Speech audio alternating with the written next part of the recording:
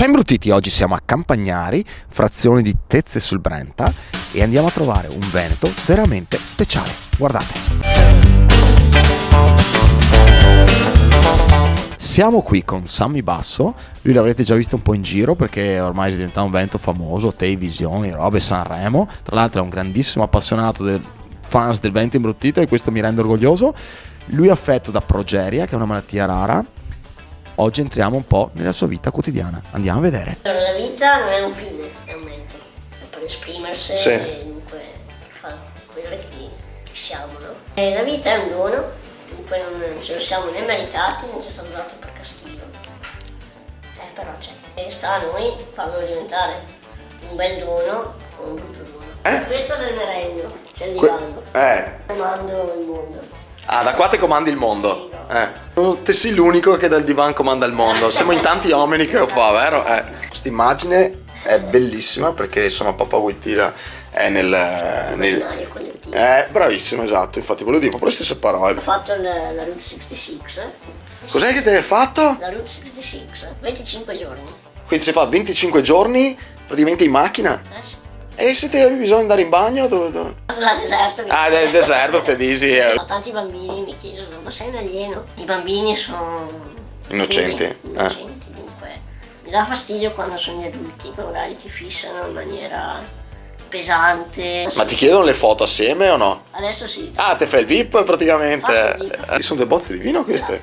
Esatto. Ho fatto 20 anni. Da buon Veneto. Cosa sono i mendicanti di sogni? Un gruppo che fa musical e adesso faccio anch'io parte dei mendicanti perché ogni spettacolo viene devoluto in beneficenza. Ah, quindi se volete vedere Sammy, allora andate a vedere i mendicanti di sogni. Ti sei iscritto al corso di? Sono scienze naturali. Sì? E faccio tanti esami di biologia molecolare.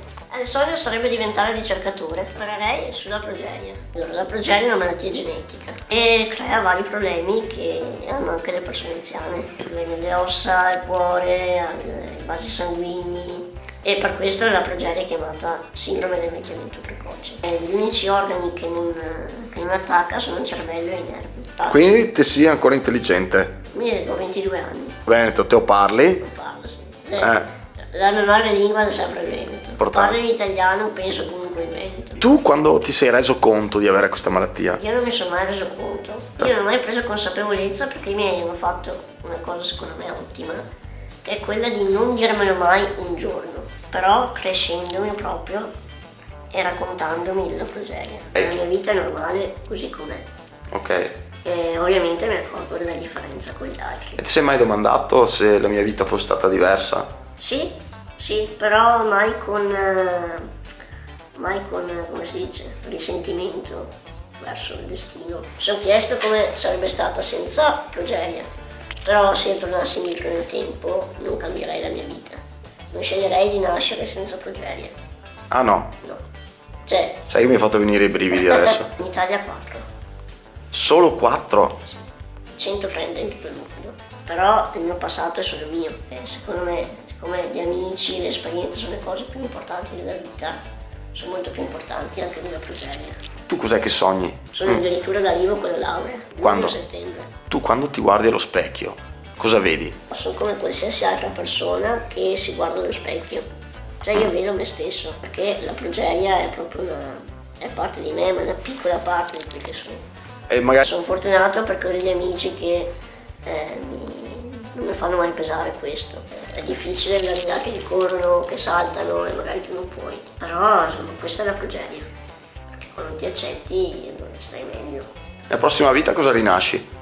Ah beh, la prossima vita. Hai avuto ancora progeria? No, la prossima vita cambia. Però la prossima, secondo me te vuoi una Sardona la prossima vita. Mamma mia! No, un altro problema ancora peggiore di questo, vabbè, insomma, ecco. Ma adesso è colpa adesso. No, ma mi scherzo, ovviamente. Come un'aquila avere questo panorama immenso, direi. Caspita. Tu hai paura del tuo futuro? No, è quella paura che ti fa andare avanti, no? Che ti stimola poi la preoccupazione di dire chissà cosa farò e dunque mi impegno per... Per te cosa vuol dire essere veneto? Essere veneto è non posso neanche dirlo onore, perché è di più. Io ho veramente un amore viscerale per le mie radici, per la nostra terra, per il nostro popolo. E la parola venta che ti piace di più? Una. Mona, perché? Perché a te piace o perché a te fa ridere? Te do. Te do. Quindi non hai paura? No, paura sicuramente no. Secondo me il fatto che tutti alla fine sappiamo che dobbiamo morire, no? Però in realtà se noi non avessimo una fine, continueremo a rimandare al domani. Cioè devo fare una cosa, la faccio domani. Quando succede potrebbe essere domani come tra 100 anni. Se vogliamo fare una cosa bisogna farla oggi. Vostro figlio ha la vita media di 13 anni e mezzo, Sammy è il paziente più vecchio al mondo. Però Hai paura? Sì. Non sapevo questo, non ho mica capito questa cosa qua.